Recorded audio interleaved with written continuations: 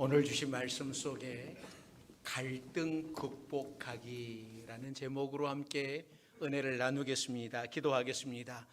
사랑과 은혜가 많으신 하나님, 오늘도 우리를 은혜의 보좌 앞으로 불러주셔서 하나님 말씀 앞에 서도록 인도하시니 감사드립니다. 이 시간 우리의 마음의 문을 열고 우리의 귀를 열고 하나님의 세미한 음성 듣기를 원하오니 성령께서 깨닫게 하여 주시옵소서. 결단하게 하여 주시옵소서.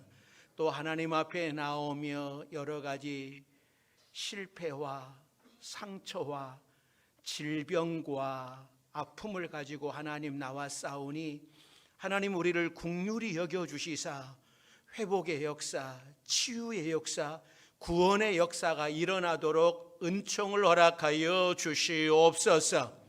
예수님의 이름으로 기도드립니다. 아멘. 오늘도 하나님의 부르심을 받고 주의 성전 안에 거하시는 여러분들에게 하나님의 은혜가 함께 하시기를 바랍니다. 테레사 수녀가 돌아가신 지 오래됐지만 지금도 많은 사람들에게 울림의 원인, 위인으로 남는 것은 이유가 있기 때문이죠.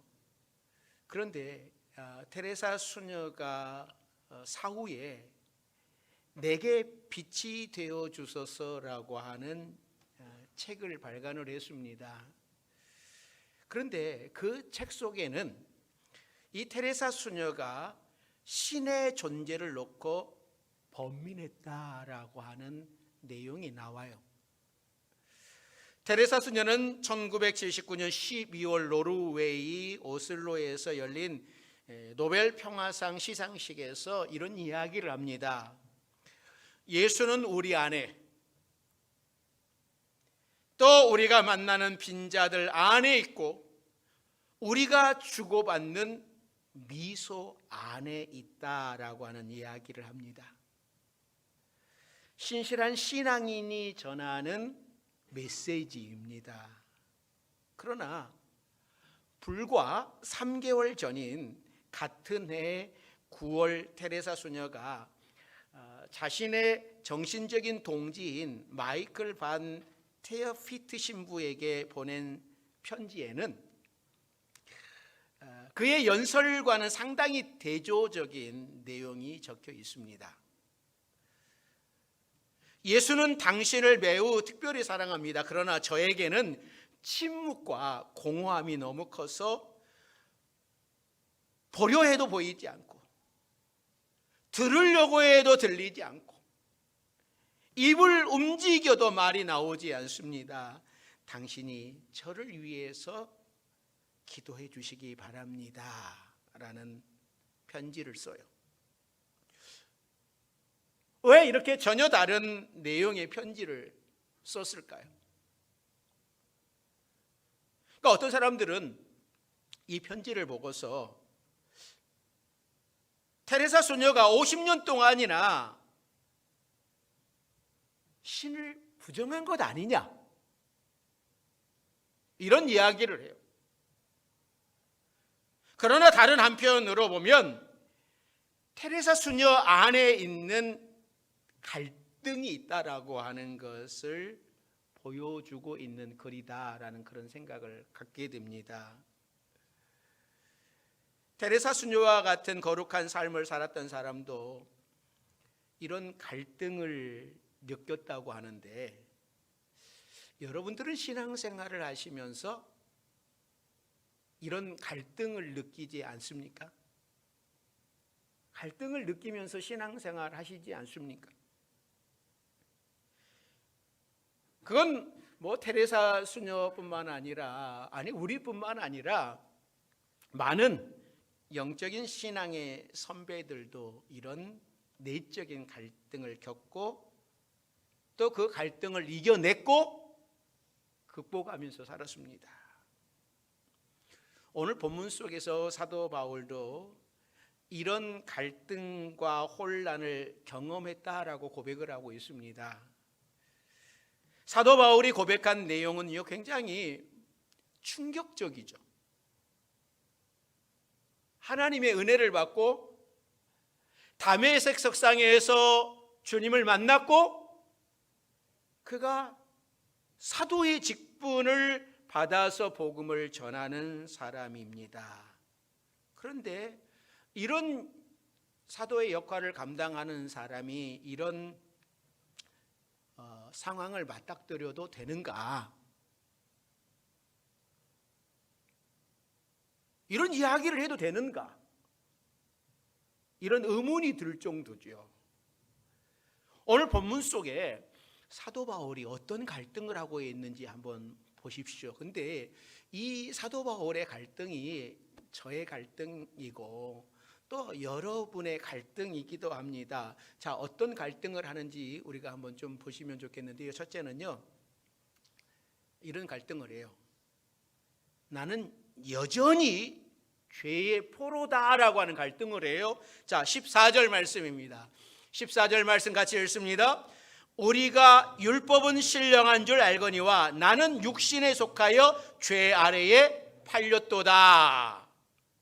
이 팔렸다라고 하는 단어는 노예를 떠올리게 합니다. 그러니까 당시 노예들이 어떤 취급을 받았습니까? 그런데 자신이 여전히 죄의 포로가 되어 있다고 하는 거예요. 예수님을 영접을 했는데, 예수님의 사도가 되었는데 왜 죄의 포로로 살고 있는 겁니까? 이것은 굉장히 심각한 증상이죠. 두 번째 갈등은요, 나는 여전히 미워하는 것을 행하고 있다라고 하는 겁니다. 자, 15절 말씀 같이 봅니다. 내가 행하는 것을 내가 알지 못하노니 곧 내가 원하는 것은 행하지 아니하고 도리어 미워하는 것을 행함이라. 내가 죄 짓지 말아야지, 내가 죄 짓지 말아야지 라고 생각을 하면서도 죄를 짓게 된다라고 하는 겁니다. 또 세 번째는요, 나는 여전히 죄와 함께 동거하고 있다라고 하는 고백을 해요. 자, 17절 말씀 같이 읽습니다. 이제는 그것을 행하는 자가 내가 아니요 내 속에 거하는 죄니라. 그러니까 내 속에 죄가 거하고 있다고 솔직하게 고백을 하고 있습니다. 자, 네 번째는요, 나는 여전히 선을 행하기는커녕 악을 행하고 있다라고 하는 고백을 합니다. 19절 말씀입니다. 같이 봅니다. 내가 원하는 바 선은 행하지 아니하고 도리어 원하지 아니하는 바 악을 행하는도다. 선과 악 사이에서 얼마나 심한 갈등을 하고 있는지를 이야기하고 있어요. 자, 다섯 번째는요, 나는 여전히 죄의 법에 끌려갈 때가 훨씬 많다라고 하는 고백이죠. 자, 23절 말씀입니다. 같이 봅니다. 내 지체 속에서 한 다른 법이 내 마음의 법과 싸워 내 지체 속에 있는 죄의 법으로 나를 사로잡는 것을 보는도다. 그러니까 사도 바울의 자신 마음속에는 다른 법이 하나가 있는데 그것이 바로 죄의 법. 나를 자꾸 죄의 법으로 끌려 들어간다라고 하는 거예요. 여러분, 최초로 이방인의 사도로 부름을 받은 사도 바울이 이런 상태에 있다라고 하는 것이 좀 뭐야 이거 사도가 이러면 돼? 뭐 이렇게 심각하다라고 생각이 안 듭니까? 어떻게 이런 상태에서 복음을 전하고 어떻게 이런 상태에서 다른 사람에게 죄를 짓지 말고 거룩하게 살아가라라고 이야기할 수 있는가?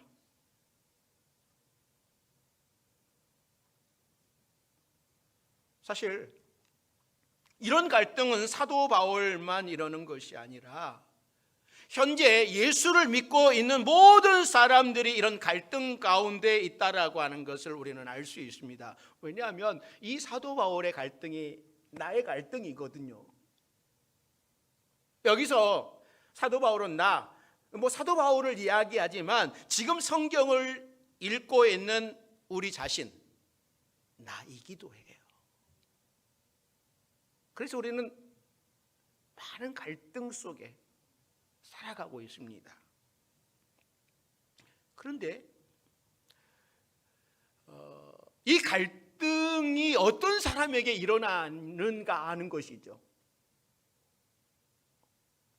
여러분에게 이런 갈등이 있으십니까? No? 갈등이 안 일어나시나 보죠? 자, 내가 거룩하게 살려고 노력하는 사람일수록 이런 갈등이 심하다라고 하는 사실을 우리는 알아야 됩니다. 어떤 목사님은요, 예수님 안에서 진정한 회개와 회심을 체험한 이후에 다시는 마음으로도 죄를 짓고 싶지 않았고 또 실제로 죄를 짓지 않게 될 줄 알았다고 합니다. 그러나 얼마 후에 여전히 마음속에서 죄가 역사하는 것을 보고 좌절을 하였는지 예전에 짓던 죄, 욕심, 교만, 정욕, 불순종이 그대로 자신 안에 있었다고 하는 겁니다. 그래서 너무나 당황스러운 겁니다. 목사님인지라 누구에게 말도 못하고 혼자서 몸부림치며 울고 기도할 때가 많았다고 그럽니다. 나는 과연 예수를 바로 믿는 사람인가? 나는 정말 거듭난 사람인가? 너무나 혼란스러웠다고 하는 거예요. 여러분들에게 이런 갈등이 있으십니까? 그리스도인이 죄를 지으면서도 이런 갈등과 고민이 없다면 더 큰일인 겁니다. 죄에 무뎌진 거예요. 죄를 죄로 인식하는 사람은 갈등과 고민을 할 수밖에 없는 겁니다. 구원받은 자는 성령의 근심을 느끼게 되는 거예요. 성령께서 기뻐하지 않으시는 삶을 살면 즉각 내 마음이 괴로운 겁니다. 내가 예수 믿는 사람인데 내가 기도하지 않고 살아도 되는가? 내가 예수 믿는 사람인데 하나님의 은혜로 사는데 내가 11조 안 해도 되는 걸까? 나를 구원해 주셨는데 내가 전도 안 해도 되는 걸까? 십자가의 은혜로 나를 이렇게 사랑해 주셨는데 내가 용서하지 못하고 사랑하지 못하면 괴로움이 오는 거예요. 왜냐하면 내 안에 성령께서 계셔서 성령께서 근심하기 때문입니다. 사도 바울이 구원받았으면서도 사도로 부름받았으면서도 죄 가운데 거하는 모습을 5가지로 이야기를 했는데 그러나 그 말씀 속에는 갈등하며 고통하는 모습이 들어져 있는 거예요. 그러니까 14절에서 죄 아래에 팔렸다고 했지만 14절 시작 부분에는 우리가 율법을 신령한 줄 알거니와, 그러니까 율법에 대하여 정직하게 살아가고자 하는 사도 바울의 모습과 그러면서 율법을 범하면서 죄 아래 팔린 모습이 대조가 되고 있는 거예요. 15절에서 미워하는 행동을 하고 있다고 고백을 하지만 16절 시작 부분에서는 내가 원하는 것은 이 모습이 아니라고 하는 거예요. 나 이렇게 안 살고 싶다고 하는 겁니다. 그러니까 죄를 원하는 것이 아니라 죄가 아닌 것을 나는 원한다라고 하는 거예요. 17절에서도 죄가 내 속에 거한다, 죄와 동거하고 있다라고 했지만 그것을 행하는 자는 내가 아니라고 하는 뜻입니다. 19절에서도 원하지 않는 악을 행하기는 하지만 내가 원하는 것은 선한 행위라고 하는 겁니다. 23절에서도 내 마음 안에는 두 가지 법이 있어서 죄의 법 아래로 끌려가기도 하지만 22절에서는 내 속사람은 하나님의 법을 즐거워한다라고 하는 거예요. 여러분, 이것은 놀라운 은혜입니다. 그러니까 사도 바울이 자신의 마음속에 죄의 모습, 악한 모습이 있다라고 하는 것을 인정하지만, 그러나 내 속에 속사람은 여전히 하나님의 법을 즐거워하며 율법을 사랑한다라고 하는 거예요.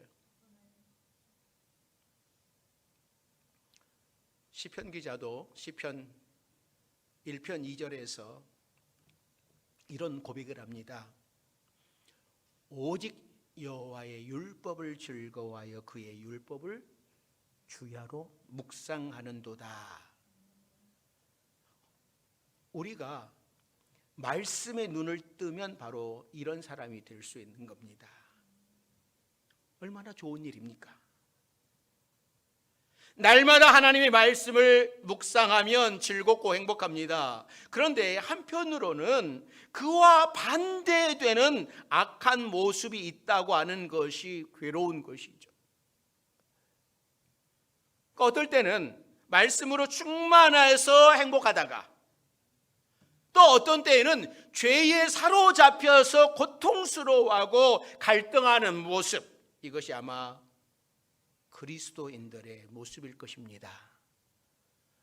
저와 여러분들이 한 주간 살면서 있었던 갈등일 겁니다. 사도 바울 역시 사도 바울 안에 이 두 가지 자아가 있어서 서로 갈등하며 싸우고 있기에 갈등하는 거예요. 육신의 몸을 가지고 있는 사람은요, 이 두 가지로 갈등을 하면서 살 수밖에 없습니다. 우리가 오히려 조심할 것은 죄로 인한 단식과 몸부림을 잃어버리는 거예요. 죄는 영혼의 암과 같은 겁니다. 그러므로 자신이 죄를 짓고 사는 것을 깨달았을 때에 의사 앞에서 암 선고를 받는 것 같은 충격과 고통이 있어야 돼. 절벽을 향하여 달려가는 열차를 타고 있음을 깨닫는 충격과 애통함이 있어야 되는 겁니다. 그런데 세상에는요, 죄를 짓고도 이런 충격과 애통함을 느끼지 못하는 사람들이 너무나 많습니다. 영이 살아있는 사람은 이런 몸부림을 치는 거예요. 그러나 영이 죽으면 이런 몸부림을 치겠습니까? 이런 갈등이 일어날 수가 없는 겁니다. 예수님을 믿고 영의 눈이 열려서 말씀을 깨닫게 되면 특별한 은혜를 받아요.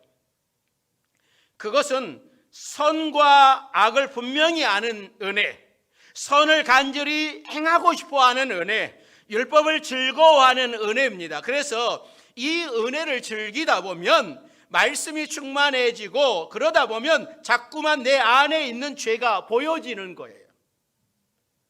영적으로 죽은 사람에게는 죄가 보이지 않습니다.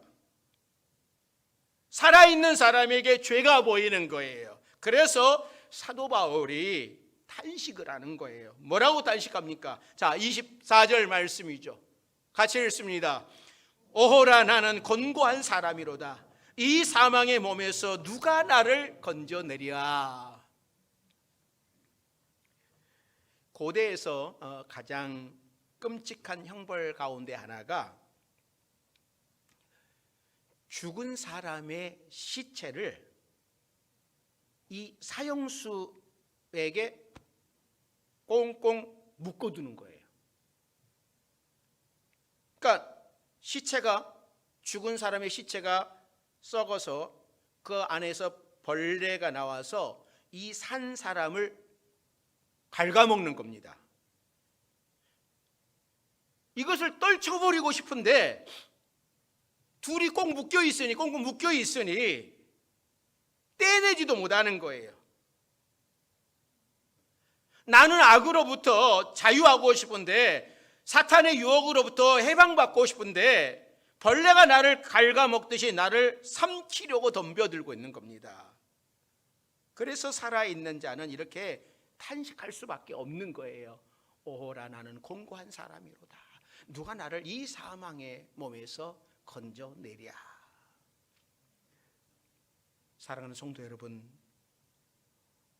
오늘 본문의 말씀이 여러분과 상관이 없으시나요? 그냥 하루하루 사는 것만도 힘든데 내 안에서 일어나는 이런 갈등은 별로 신경 써본 적이 없습니까? 그러나 내가 그리스도인이라면, 내가 십자가의 은혜를 받은 자라면, 예수 믿고 성령이 내 안에 거주하고 계신다면 우리는 날마다 이런 갈등을 하면서 살아야 됩니다. 그리고 이 갈등을 어떻게 극복해낼 것인지, 이 갈등 속에 승리하면서 살아가야 됩니다. 자, 그러면 이 두 가지 갈등이 싸웁니다. 누가 이길까요? 이 갈등이 싸우면 여러분 누가 이길 것 같습니까? 당연하죠. 센 놈이 이깁니다. 힘 있는 놈이 이기는 겁니다. 어느 날 저녁에 나이를 먹은 체로키 인디언이 그 손자에게 모든 사람의 마음속에 벌어지는 전쟁에 대해서 이야기를 들려주고 있었습니다. 네 마음 안에는 싸움이 일어나고 있단다. 두 마리의 늑대가 벌이는 무시무시한 싸움이지. 한 마리는 사악한 늑대인데 분노와 시기와 욕심과 거짓과 이기심과 미움이 가득하단다. 또 다른 한 마리는 선한 늑대란다.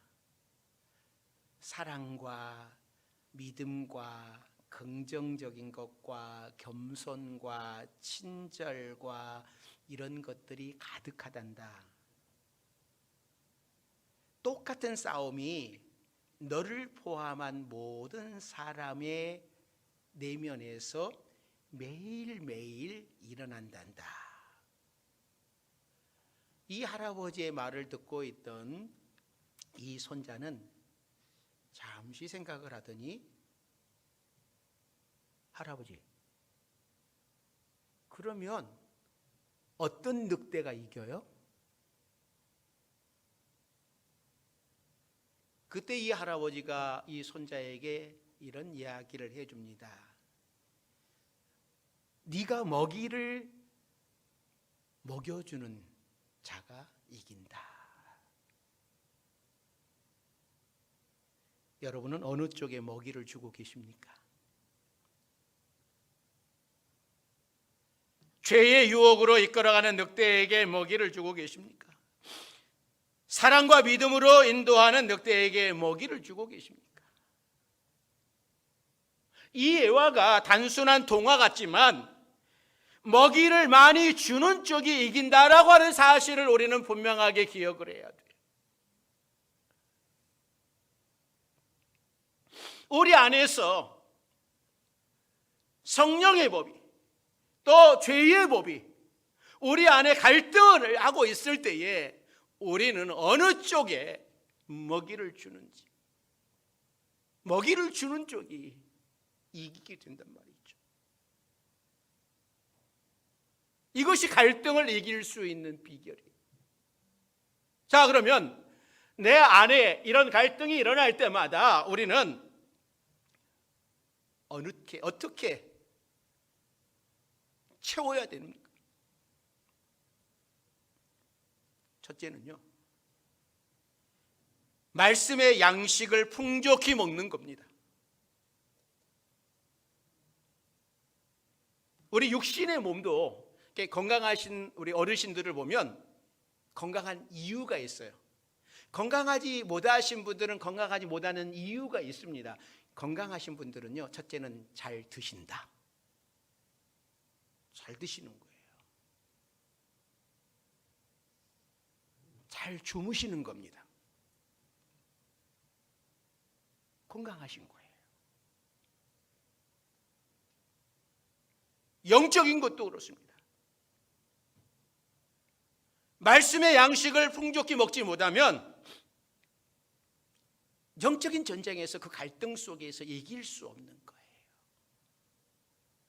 날마다 내 영의 먹이를 풍족하게 채워주면 갈등을 극복하고 승리할 수 있습니다. 두 번째는요, 기도하면 됩니다. 왜냐하면 이 악한 늑대는 기도하면 힘을 쏘지 못해요. 사단이 내 안에서 막 역사하려고 그러면 내가 기도하면 성령이 충만해져서 성령이 나를 이끌고 가기 때문에 성령을 따라 살아가게 되는 거예요. 그런데 기도하지 않으면 성령의 이끌림보다 내 자아가, 내 육신이 이끌는 대로 살아간단 말이죠. 그래서 기도하는 사람이 결국은 이기는 거예요. 하나님의 뜻을 따라 선택하고 그 길을 따라가기 때문에. 세 번째는 주님과 함께 동행하면 승리합니다. 주님 손만 붙잡고 가면 악한 늑대가 다가와도 그는 그냥 으르렁거릴 뿐이지 나를 해할 수가 없어요.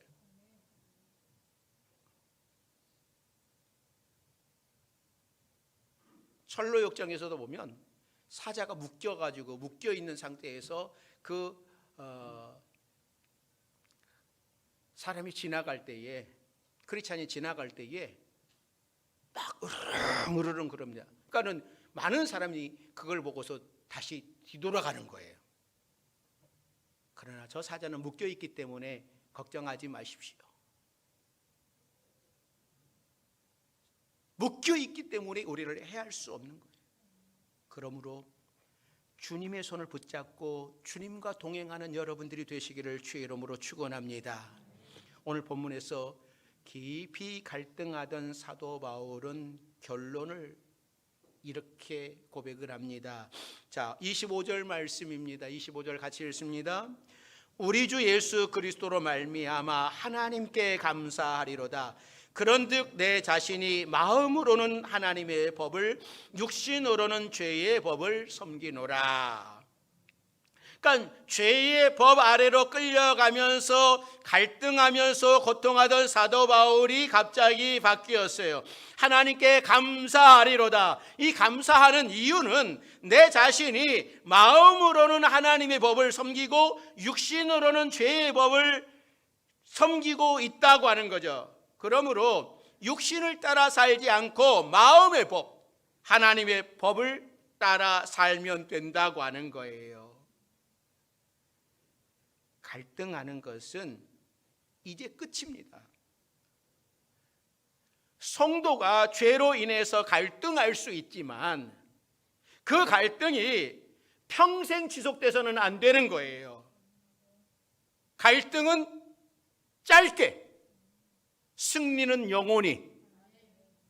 이것이 우리의 표어가 되어야 됩니다.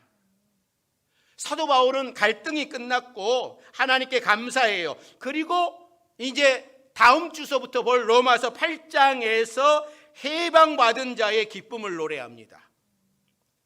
사랑하는 성도 여러분, 하나님의 자녀는 죄 때문에 고통하고 괴로워하다가도 금방 일어나서 예수 그리스도를 바라봐야 됩니다. 그리고 기뻐하며 할렐루야를 외쳐야 됩니다. 왜 그렇겠습니까? 우리의 상한 마음을 싸매시고 눈물을 씻겨주시는 분이 예수님 외에 누가 있습니까?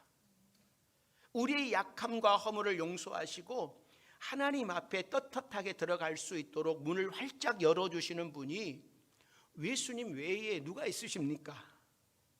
우리가 어떤 죄를 범해도 용서받을 수 있도록 의의 옷으로 감싸주시는 분이 예수님 외에 누가 있겠습니까? 그러므로 우리는 울다가도 다시 일어나서 주님을 바라봐야 됩니다. 괴로워하고 고통하는 자리에 오래 머물러서는 안 됩니다. 재빨리 십자가의 주님, 부활의 주님, 은혜의 주님을 바라보면서 사도 바울처럼 감사하리로다 라고 고백하는 여러분들이 되시기를 바랍니다. 죄의 유혹에 이끌려 죄를 문 안으로 들어오게 하지 마시고 죄를 쫓아내고 오직 성령님만 내 안에 충만하게 하십시오. 그래서 갈등을 극복하고 날마다 승리하며 살아갈 수 있는 우리 모두가 되기를 주의 이름으로 축원합니다. 기도하겠습니다. 사랑과 은혜가 많으신 하나님, 우리도 사도 바울처럼 날마다 갈등을 합니다. 이 갈등 속에서 날마다 주의 이름으로 승리하는 우리 성도들을 되도록 도와주시옵소서. 예수님의 이름으로 기도드립니다. 아멘.